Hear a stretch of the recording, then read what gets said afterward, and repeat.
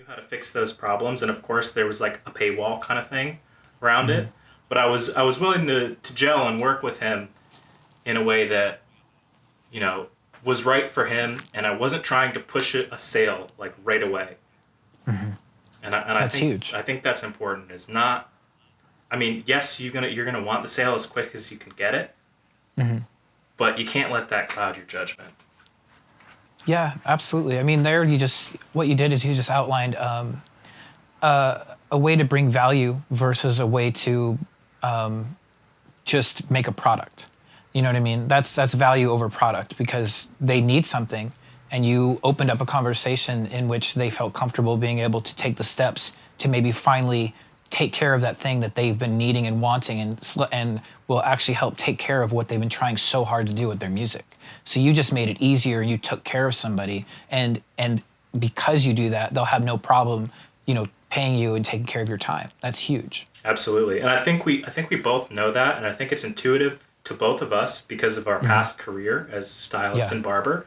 Yep. Is when at least when I had my clients, dude, I would have like 10+ minute consultations with them, and I Yep. would just nail the haircut the first time because I Hmm. was asking them questions that they just hadn't heard before, and Yep. like I actually cared about you know what it Hmm. was that they got, Hmm. and I'm sure you did something similar in the Oh sense of yeah. I like. mean, well, it's amazing you bring that up because especially like you bring it back to hair, you bring it back to buying a car, anything. I am just stunned. I get really, for me, it's like a thing where I get almost really frustrated with people. I'm quick to just be like, how can you want somebody to pay you for your services when you don't have the decency to actually repeat back to them what it is they're asking for? I watch so many barbers and people, especially when I was cutting, somebody would sit down and they'd be like, I want a two on the sides and this and this, and their response would be okay, and then they just start. And I'm like, if you say okay to me and you don't tell me back to me what it is that I've asked for, either you must be that damn good and you should probably be charging a lot more for your services, or you didn't hear what I had to say and you're just going to do whatever, and I'm going to walk out of here unsatisfied. So that's a huge thing that you bring up, and it's knowing what people actually need and what they're looking for, and especially with video and whatnot. I turn down work all the time, and to my own deficit. I'll have periods of time where I won't have any work, and I'm fine with that because I'd rather work with people that want to actually put effort into what they're doing and want to bring value to my name as well. I'd rather have that than people that just half-ass the whole thing and don't want to actually try to better themselves along with whatever project I'm doing. I'd rather take that time and make no money and work on my own stupid TikTok posts and my own videos because at least I know that I'm trying.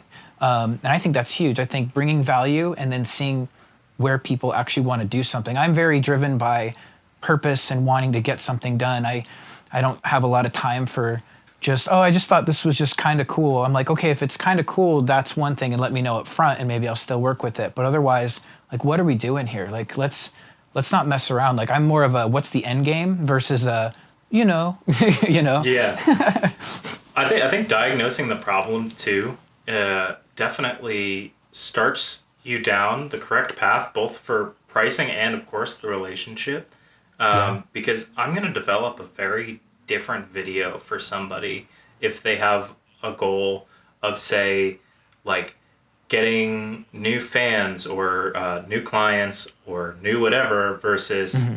say like oh, I just want, something that's gonna go viral, let's say, right? Yeah. They're two very different goals that you can have in mind, and like you shouldn't show up to that shoot unprepared, or at least not Yeah. knowing in your head like what that Yeah. person wants and if you can do it. Yeah.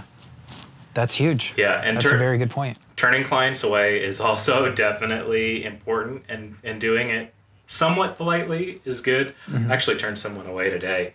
Um, Really. they were like, "Oh, I want to do this birthday video, and it like might last like 3 days, and this and that." I was like, "Okay, What? can you tell me a little bit more about it?" They're like, "Well, my non-negotiable budget for it, for photo and video, is $200, but I'll give you 3 new projects down the line at full price for whatever." And Nah. I was like, that makes me feel a little confused. Yeah. Because this sounds like it's important to you, but you're not really willing to work with me. And I think we both know that $200 is pretty well below market average for this product. Yeah. But I think I know a website that can help you. Yeah. That's the perfect Chris Do response. Yeah, I said sure. I gave this person Fiverr, to be honest with you. Yep. And Yeah. I actually do love that tactic because I think for that person it's correct. Yeah.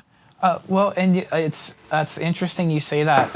I've been absolutely stunned by everybody from musicians to hairstylists and other people that want to like cheapen the value of my work all the time or try and, well, if we just do this or can it be this or can it be that? And if I walked into you for a haircut and I said, listen, I got $5, but I'm probably going to come back for another cut. You'd be like, get the hell out of my chair.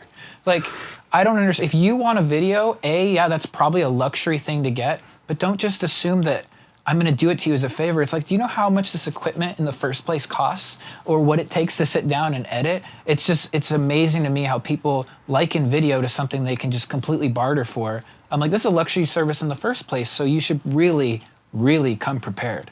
Absolutely, yeah. That's one of the things that I've also done with people is I'll say, like say for example they say $200, right? Uh-huh. I'm like, well, you can't get me, but if you go to Precision Camera, they can rent you a camera body with no lens for $200 Yeah, for the day. yeah. And then Absolutely. of course, like I have a camera body with several lenses and microphones and lights and all of this sort of stuff. And I think that sometimes helps put things into perspective for people is, Yeah. understanding the market value of even just the equipment that you own. Yeah. A one-day rental Huge. for a Sony A7 III is, I think, $135 at the camera store near me. Wow. And then lenses are probably like 30 to 50, something Yep. like that. Sounds about right. Um, Yeah.